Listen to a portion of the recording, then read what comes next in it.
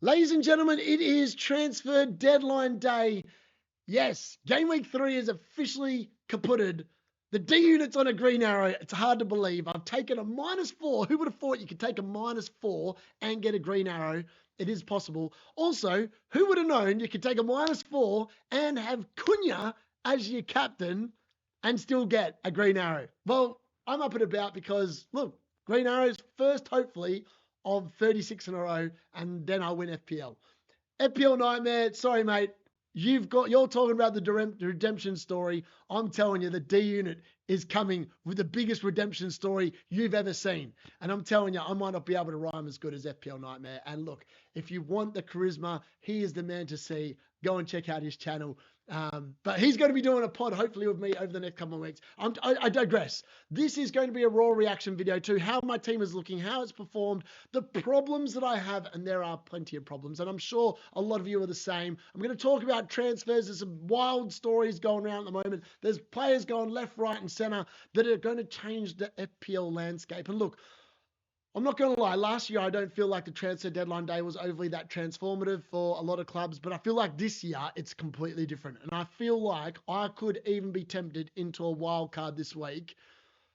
But we're going to look at my team. There's lots of problems. And look, I'm not going to sit here and beat the bush. It's not been a great start to the year. I'm still 8.4 million. And the Cards team is beating me, man. The Cards team is 7.4 million.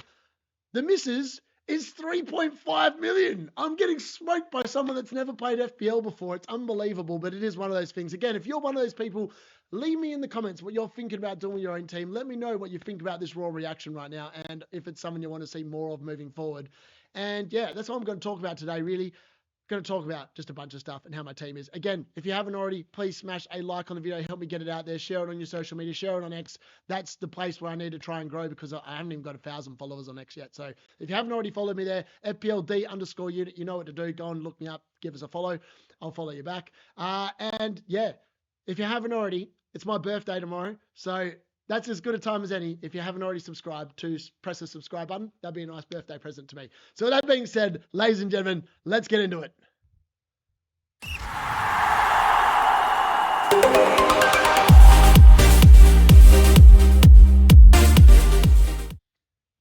So game week 3, there it is. So honestly, I've been pretty jammy this week, honestly. So I was of the impression that, I'd got the benchings right this week, kind of. I told myself last week there was a reason why I benched Reindeers last week, because he's 5.7 million and he's the cheapest of my forward players. I should have stayed with that philosophy this week. The problem is I've got a good bench. It's hard to bench my team, and I got it wrong again. Let's talk about the rabbit in the room. I think I apologized about Spurs too soon. Let's be honest. The league table does not lie. They have beaten, well, not the 20th place team, because that's currently Wolves, and not the 19th place team, because that's Aston Villa, I think, if I've got that right.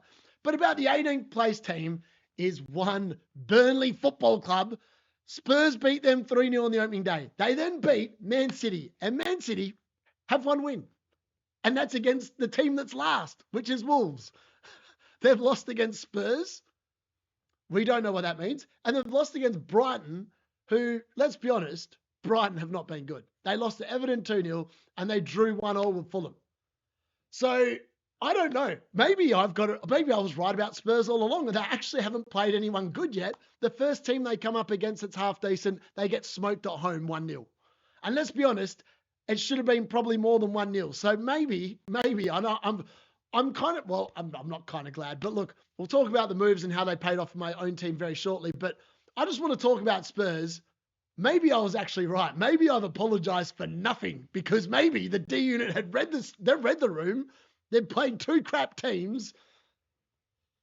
I mean, what does that mean about the Manchester derby? Who's actually going to win that game? Is it going to be City, United? Well, I don't even know. Is Pep going to get sacked? I mean, everyone's talking about Amarin getting sacked. He's got one more point than City. And ironically, Man United have had a more difficult start to the season than City in terms of the teams they have played. So I don't know what that means. I really don't know what that means. And this is the problem with FPL at the moment. It's so open. There's been so many things that we just didn't think were going to happen. For example, who would have thought that Aston Villa would have 1 point? 1 point from those first 3 games. Let me read out the fixtures for you again. So Villa had Newcastle at home on the opening day. They went away to Brentford, who were rubbish in Game Week 1, and probably realistically, they weren't overly good in Game Week 3 either.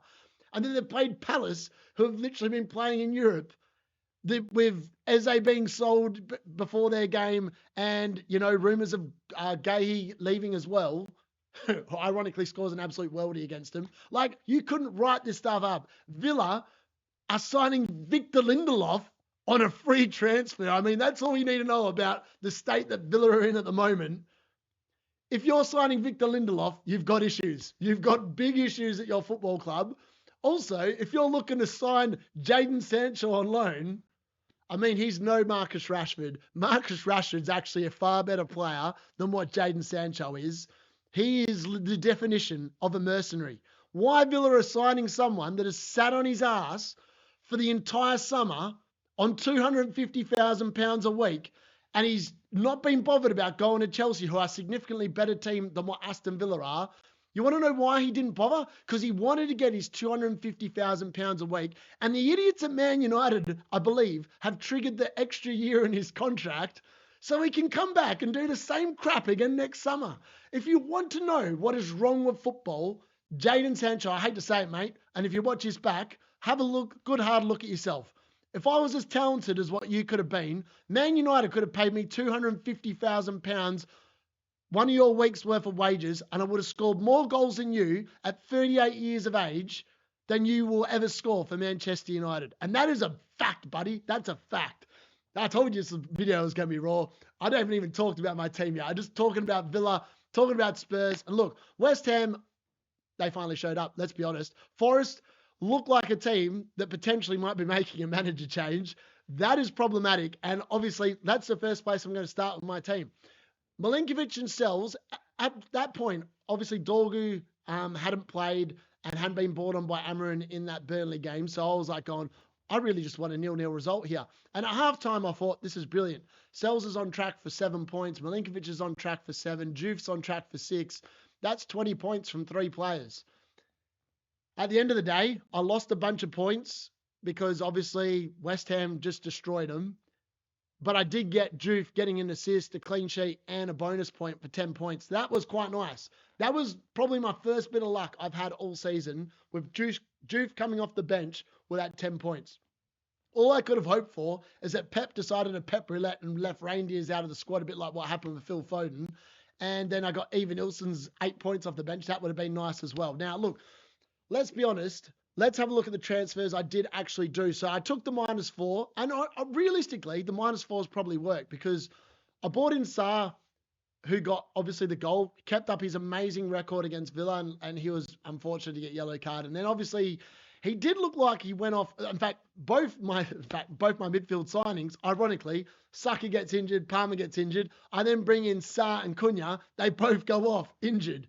Both of what look like hamstring injuries. CUNHA definitely looked like a hamstring. Sarr's also definitely looked like a hamstring. Now, potentially Sarr's might have been cramp. He might have been making more of it. CUNHA's definitely looked a lot more like that's a hamstring type of thing. Now, generally speaking, if they're both hamstrings, you would expect them to be out for 4 weeks. Now, that's problematic because realistically, I bought Sarr not only for the Villa fixture, but for the next 2 as well, which are really looking good for Palace. And we'll have a look at what the team looks like moving forward. But realistically, I had Saka and Palmer combined for 0 points this week because neither of them played. I bought in Haaland for Bowen. And realistically, if it wasn't for Bowen dropping in price, I would never have moved out Jared Bowen. But I did. And instead, I kind of wish that I'd gone with the original plan, which would have been selling Watkins, because then I would have Bowen's 9 points, Haaland's 9 points, and I wouldn't have had Watkins too. But it's one of those things.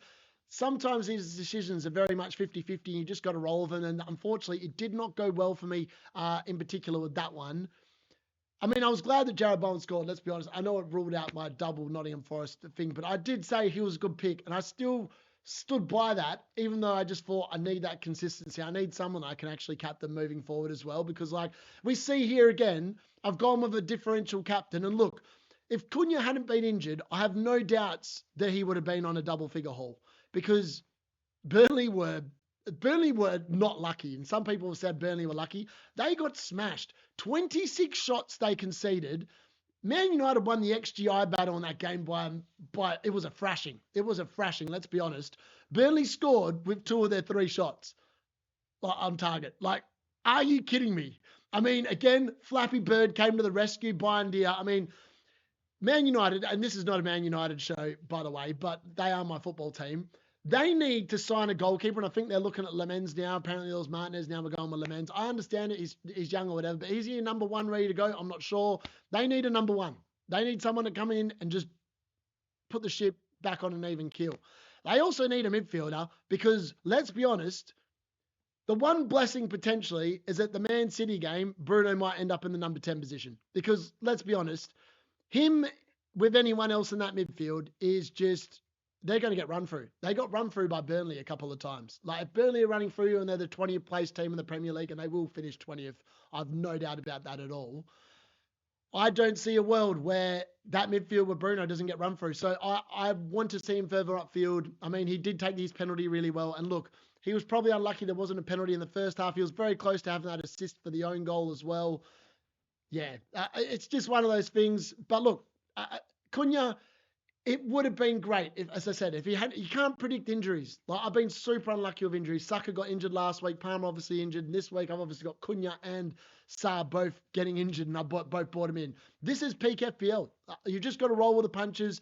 I'm very open to taking another -4, and I don't know if my team needs a wild card yet, because realistically, I could wild card now, and I could bring in like Gahey if he goes to Liverpool. There's nothing to say he's going to start straight away in that Burnley game. Then all of a sudden it might be another problem in my team.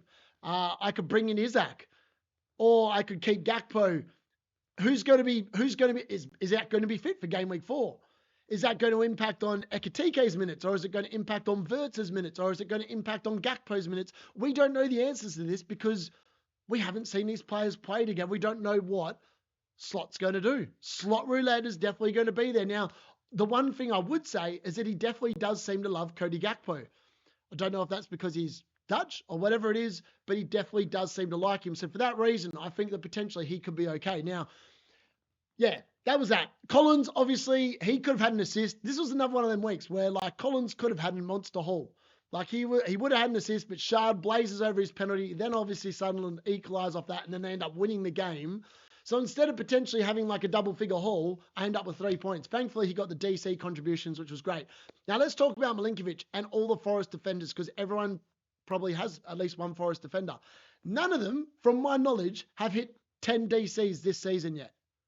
Now, that's just not good enough. I did not pay 5.5 million for a defender that realistically, other than his header that he had in this game, which was not a very high XGI chance, he doesn't even close to DC contributions the first 3 weeks. And that, I thought he was going to be a lock. I thought maybe 1 every 2 weeks he'd get the DC points. A bit like what Collins did, which is why I paid up for Collins. He just hasn't. I mean, thankfully, Juve obviously got that assist, kept the clean sheet, so it wasn't all bad news. But the defense in general have just been letting me down. Like, that is why I'm at such a low rank, because I've just not had any good defenders. I mean, I benched Collins the week before. Thankfully, I've got Juve this week. But lots of other people have had like 2 or 3 defenders every single week get like at least 6 points. That's the difference between why I'm 8.4 million and why lots of people are above me. In the midfield, obviously, we had that Sarr goal. He kept up his record. Gakpo, and I mean, that Gakpo Arsenal game, I mean, what a boring game, to be honest with you. I kind of thought it was going to be, there'd be more goals in it, but Arsenal just don't look like a very good attacking team. And the more I see of Victor Gyökeres, the more I think that Man United dodged a bullet, because I don't think he's been that good. I think against Leeds, he got given really 2 goals. And then people were buying him for like the run of games they've got. Liverpool away, Nottingham Forest at home. Then they've got Man City. Like, I don't know what people were thinking buying him, honestly.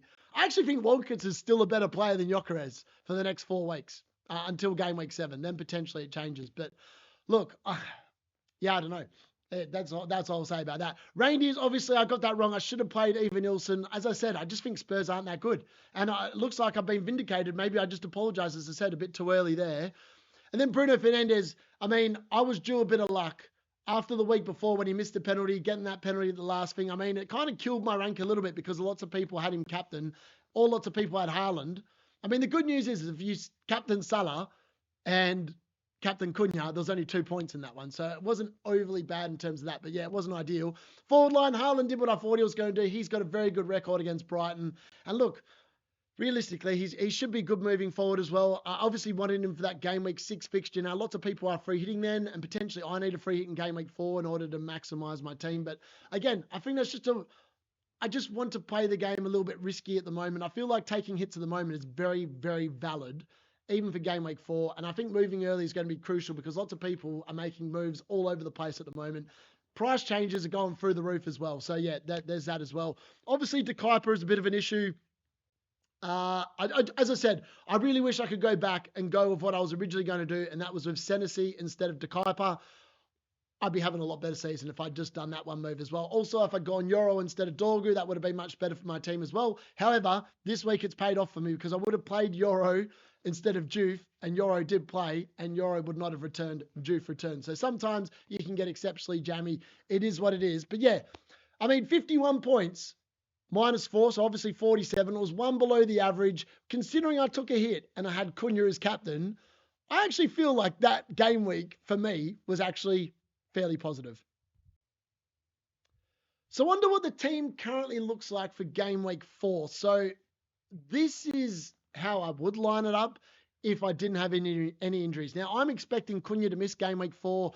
Sarr is a wait and see. I mean, they're both currently yellow flag with a 75% chance of playing. Now, I think CUNHA's probably not playing Game Week 4. That's just my personal opinion. Maybe we'll find out in the next couple of days, but it's okay. I bought him at 8 mil. He's already up to 8.1, so I can afford a price drop there. Sarr still looks like he's going to rise in price up to 6.6. I personally think from what we've been told that potentially Sarr's might have been more cramped, so he might be okay. And I'm hoping he is because the next 2 fixtures is why I really want Sarr in the team. Obviously, we've got Bruno away at Man City. That game doesn't overly faze me. I think that that's going to be quite an open game. I reckon there's going to be goals. Both teams don't look like they can defend still, so I would expect goals. There was goals in it last season. Man United actually won the reverse fixture last year, so nothing to think that that's the case. This week, I am going to just bench Reindeers if obviously those guys are fit. And look, realistically, I was just going to sell CUNHA this week for a Tottenham midfielder. Now, I don't know if I want a Tottenham midfielder anymore. Maybe I want Javi Simmons. Like, that might be the one I move for. But again, I'm still not convinced by Spurs. Like, they've beaten 2 teams. They beat City that they always beat, and they've beaten Burnley. And they've lost to Bournemouth. Yeah, I don't know. I feel like potentially there's other options there that potentially I could go for. I feel like Dango's a really good option. I know he didn't return on the weekend, but he must have been close. I think he's going to be great for Brentford. I honestly do. I mean, you could go, like lots of people go, but you've got to go more Liverpool players this week. I mean, like realistically, I'd probably like a Liverpool defender for that Burnley game. Because I don't think Burnley are going to score against Liverpool, and I feel like potentially they could be on for a big haul. So maybe if Frimpong's back or Kirkes, maybe potentially. I don't know. It's just so hard. Ekitike now is potentially not an option either with Isaac going there as well. So like, look, I don't know who I really want to move CUNHA to at the moment. Realistically, it might be to a Chelsea midfielder. In that case, it might be actually Enzo Fernandez because we learned that he's on penalties instead of João Pedro if Cole Palmer's not playing. He plays literally every game for Chelsea as well. He's definitely part of that midfield 3. And he always seems to be involved with assists or goals or whatever it is. He's had a goal and an assist now, and I think the last 2 game weeks. So, like, that's incredible value for what it is. I know he's risen in price. He's up to 6.6 now. That is potentially where I might go with CUNHA, and I might roll the other one. Now, I'm also open to a -4 in the back line because obviously I've got Milinkovic against Arsenal, Collins against Chelsea, Juve against Tottenham. And on the bench, I got De Kuyper against Bournemouth, and I don't expect them to keep a clean sheet there. And obviously, Dorgu's away at Man City and didn't play. Realistically, I think I'd probably move out at the moment De Kuyper or Dorgu to Senesi and just cop a -4. And then I'd play Senesi instead of probably Milinkovic. I think that's realistically what I'd do. Because that way I'd get out of the double Nottingham Forest defence this week. I mean, I'm happy to have it for like game weeks 5 and 6. So if I don't free hit, I think that's probably realistically at the moment, early doors, where I would go with my team. I mean, the fixtures aren't fabulous on paper, but the fixtures have looked so much better for my team in game weeks 1 to 3, and it just hasn't happened. So maybe the difficult fixtures are when I'm going to get a little bit of luck, and all of a sudden all my players will return and I end up with a big score. Also, I've got to nail the captaincy, and at the moment I'm probably leaning towards a Haaland captaincy, and I think that makes a lot of sense. I would have gone Cody Gakpo prior to the Isaac news and potentially his arrival. Look, it still has to go through. The medical's got to be completed, etc. But it does look like it's going to be a British record fee. But yeah, next year, potentially I might do a live deadline day stream. Unfortunately, I am in Perth and I've got training tomorrow, so I can't be up late doing that tonight. So yeah, I've made this video quite late today to try and get as much of the news as possible. But it's going to be a crazy last 5 hours of the window. I'm going to be back later in the week when I'm back at home, probably Thursday, Friday, and I'll be doing a transfer update video, my early reactions for Game Week 4, what to look out for over the international break. I'll cover a free hit draft this week as well as a wildcard draft if I was to wildcard. And look, I'm not ruling it out that I won't, but the best time to wildcard if you're going to wildcard is you should have smashed it on Saturday night. But I haven't. The good news is if you want to make a couple of transfers and you take like a -8 now, and then all of a sudden you decide you want to do your wild card, it raises your hits. So if you're one of those people you've never played FPL before, if you just smash that button anytime during the game week, it rules out all your transfers so you don't cop the minuses, etc. But remember, if you do free hit instead, you still cop these price drops and price rises, and you come back to the exact same team you had in Game Week 3 in Game Week 5. So just keep that in mind as well if you are free hitting. So yeah, let me know how your game week is. What are you going to be doing over the international break? Are you pressing the panic button? Are you wildcarding? Are you pressing free hit, etc., etc.? Look, I'm going to tell you, Nightmare's got the memes. He's got the charisma. He's got the rhymes with his content and everything like that. But I'm telling you, Nightmare, this is not your story. This is the story of the FPL D-Unit redemption. I've never started this poorly in FPL ever. And I'm telling you, there's nothing I like more than a challenge.